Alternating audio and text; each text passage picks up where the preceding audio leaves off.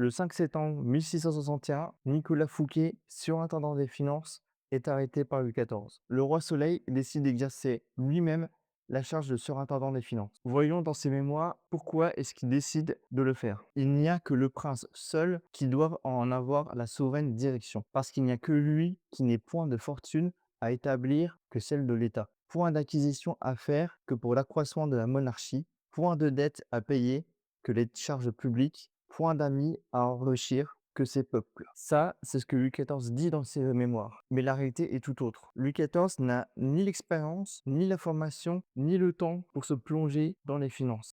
La taille, c'est quoi? Voyons dans un premier temps le fonctionnement de la taille. La taille est un impôt assez complexe. Son montant est décidé chaque année à Versailles par le Conseil royal des finances. Conseil royal qui est dirigé par Colbert. Ce montant annuel, qu'on appelle le brevet de la taille, est décidé vers la période de novembre pour l'année suivante. Une fois le montant arrêté, on va diviser cette somme suivant les différentes généralités. Une généralité est une circonscription financière. À sa tête, on retrouve un intendant désigné par le pouvoir royal. Il est le représentant direct de Colbert sur place. À l'aide de trésoriers, il va répartir la somme de sa généralité suivant les élections. Une élection, c'est une nouvelle division. Une généralité comprend plusieurs élections. Au sein même de cette élection, on va retrouver également plusieurs subdélégations et à sa tête, un subdélégué nommé directement par l'intendant. À chaque étape, on va décider le montant, que ce soit au niveau de l'élection, puis ensuite au niveau de la subdélégation. Enfin, on arrive à la dernière strate qui est la paroisse. Enfin, le subdélégué, avec l'accord de l'intendant bien entendu, va désigner le montant que chaque paroisse devra payer. Une fois ce montant décidé, on va nommer un collecteur. Ce collecteur est un habitant de la paroisse. C'est cette personne-là qui va devoir désigner et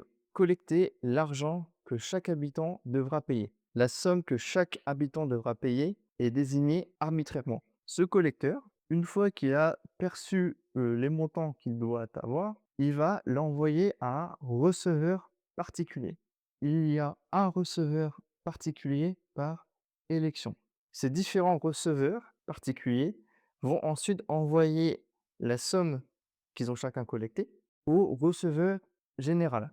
Il y a un receveur général par généralité. Enfin, le receveur général va envoyer toute la somme qu'il a perçue au trésor royal, trésor qui s'occupera ensuite de le distribuer suivant le bon vouloir du roi. Une partie de la somme va par exemple rester dans la généralité pour payer des officiers du roi, des sortes de fonctionnaires, pour réaliser des grands travaux, par exemple pour construire un port militaire. Les personnes intervenant en bleu, que ce soit l'intendant, que ce soit les élus ou les subdélégués, ce sont des personnes qui sont des commis. C'est-à-dire que c'est des personnes qui sont nommées et révocables. L'intendant qui est révocable par Colbert, les subdélégués qui sont révocables par l'intendant. Et le collecteur, c'est une personne qui est nommée pour l'année. Quant aux autres intervenants, que ce soit les receveurs, particuliers ou généraux, ou les trésoriers, ce sont des officiers, c'est-à-dire des personnes qui ont acheté leur charge,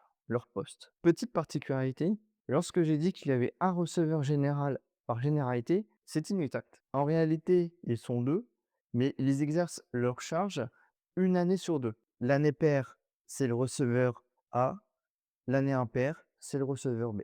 Il y a même des cas où il y a 3 charges et dans ce cas-là, chacun exerce sa charge une année sur 3. Petite particularité de l'impôt, il n'est pas perçu sur une année civile, mais sur 15 mois. C'est-à-dire que les différents intervenants ont 15 mois pour récolter la somme demandée par le roi. On comprend assez vite les problèmes que cela peut engendrer, les 2 types de taille.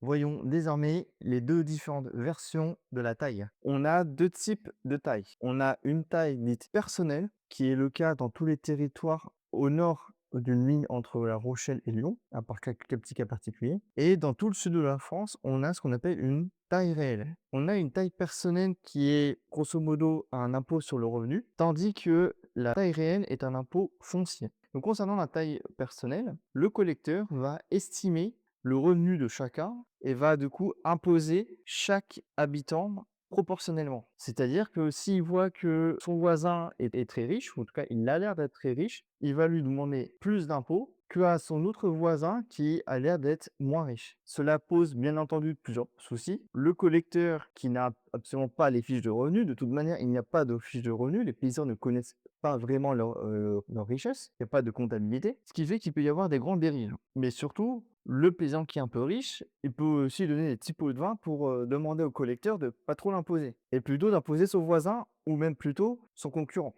Donc il peut y avoir des petites guerres comme ça au niveau du village. Cela décourage l'effort parce que plus tu produis de nourriture, plus tu vends sur les marchés, plus tu vas paraître riche, en tout cas laisser entendre à tes voisins que tu gagnes de l'argent. Et le collecteur, si ça tombe dans son oreille, va l'année prochaine t'imposer plus. Dans les pays d'État, où on paye du coup la taille réelle, la taille est basée sur la propriété foncière. Sont imposées uniquement les terres roturières. Cela signifie que si un noble possède une terre jugée roturière, alors ce noble paiera taille. L'inverse est aussi vrai. Si un roturier possède une terre qui est jugée noble, dans ce cas-là, il ne paiera pas la taille sur cette terre. Donc l'adage populaire qui veut dire que les nobles ne payent pas d'impôts, c'est inexact. Cet impôt foncier se base sur un cadastre qui est très souvent daté. Il n'existe pas de cadastre officiel comme on a aujourd'hui et on se base sur des cartes qui datent de pas mal d'années. Ça, ce sera notamment un travail de Colbert d'essayer de rendre ces cadastres plus réels. Et il va notamment demander aux intendants de se rendre sur place, d'essayer de cartographier plus exactement la richesse de chaque région pour pouvoir imposer à sa juste valeur. Donc ce système, il va améliorer l'investissement puisque tu n'es pas jugé sur ce que tu produis, mais sur la qualité de ta terre. Eh bien, si tu t'investis, que tu produis un peu plus, le surplus pourra rester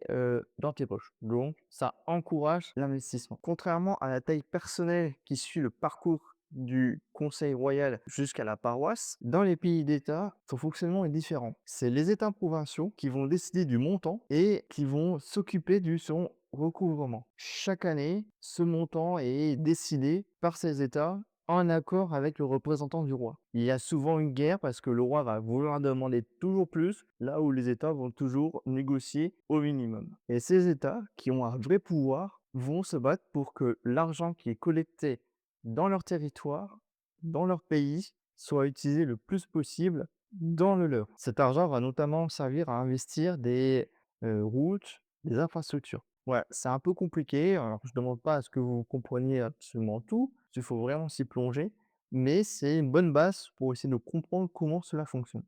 Comment se faire payer?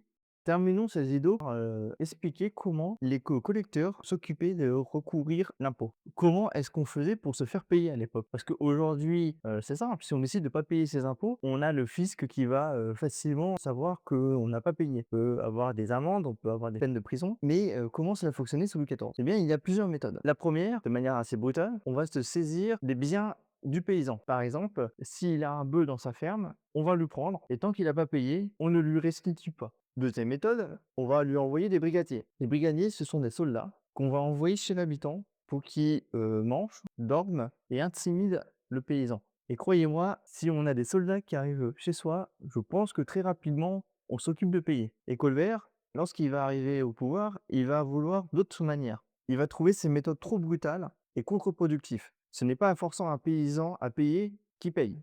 Alors pour ce faire, il va essayer d'encadrer ce paiement en créant des huissiers. Ces personnes pourront intervenir avec le collecteur pour demander aux paysans de payer. Et le fait d'avoir une présence, entre guillemets, militaire officielle va, selon Colbert, inciter plus les paysans à payer. Conclusion. Si la taille est un impôt impopulaire, c'est notamment par sa méthode de recouvrement. C'est un habitant du village qui va décider des sommes sans aucune raison valable. Cela entraîne à la fois des dérives et également du coup de la corruption. Et c'est notamment parce qu'il réalise tout ça que Colbert va s'attaquer à cet impôt pour essayer de le rendre entre guillemets «plus juste». C'est pour ça que Colbert va petit à petit réduire le montant annuel de la taille. Voyant que la taille est un impôt impopulaire et qui touche la classe les plus pauvres du royaume de France, Colbert va plutôt augmenter le montant des impôts indirects, avec du coup son impôt le plus connu, la gabelle, l'impôt sur le sel. C'est ce que nous verrons dans le prochain épisode, le fonctionnement des impôts indirects. qui, eux aussi, ont leurs propres dérives. Si vous avez aimé cette vidéo, je peux juste vous encourager à, vous abonner pour voir les prochaines vidéos ou également, mettre un pouce bleu ou sinon, regarder un autre épisode. J'ai fait, plusieurs épisodes sur, la prise de pouvoir de Louis XIV, ou également, le procès Fouquet. Comment est-ce que Louis XIV va arrêter, son, surintendant des finances.